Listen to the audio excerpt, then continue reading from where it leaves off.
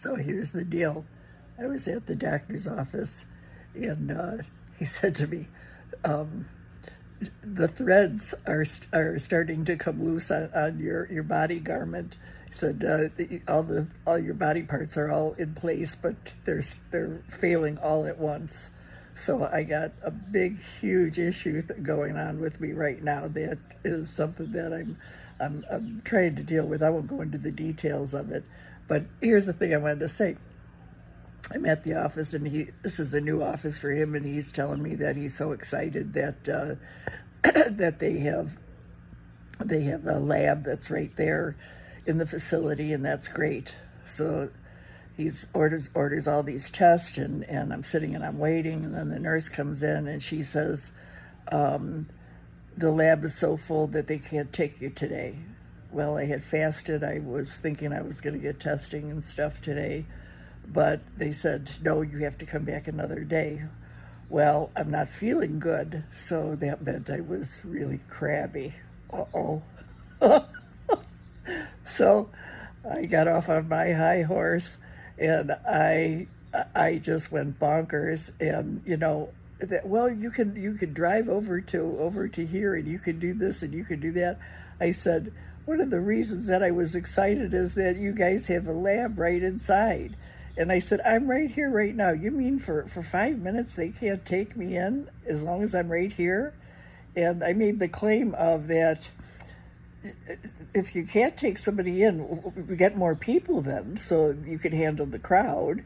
Or don't say that you have a lab when you really don't have a lab if they can't accommodate the people. It's just that simple. So I'm thinking, how many people are in that office that they're so crowded that they can't come in? I was the only one there.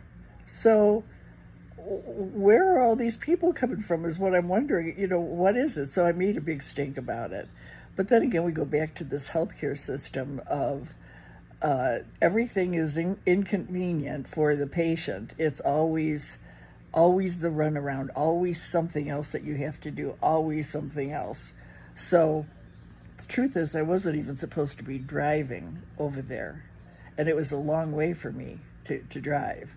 So I did it. And then the notion of me having to go there and then another 35 minutes to drive over to the lab, that was a super hassle for me. So I panicked. That's the real truth. I got crabby, I got panicked, and I realized, oh my God, I don't have my caretaker with me. What am I going to do? How am I going to do this? So you know what I did? I practiced my golden method. And with that, I was able to calm down, be the voice of reason, and say, okay, Kathy, you can do this. And it worked. It worked. So I went and I went over to the new lab, and I was fine. And I called the doctor's office, and I apologized to them for being so rude. Oh, and I also wrote a letter to the doctor telling him how disappointed I was that I couldn't get my labs done there today. And I'm thinking, how petty is this? This is not the world doesn't evolve around Kathy Targione. And I'm a patient, for God's sake, and I know, and I'm almost 80 years old. So, and there's a lot wrong with me. There's a lot of issues. So I should have just been able to deal with it.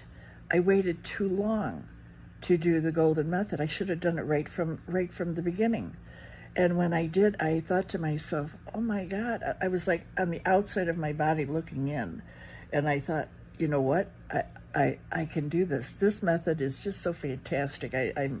Or these methods, I should say. There's about 40 techniques or so, but that's just a case in point for me. So I got the labs done. I'm miserable, just miserable. So I'm home now, and I'm gonna have the rest of the day. I'm not sure whether I have to go in the hospital again or not, but that's for a couple days from now. So we'll see with new medications and stuff like that, whether I can bite the bullet and stay at home still. So I love you guys. Thanks for caring about me.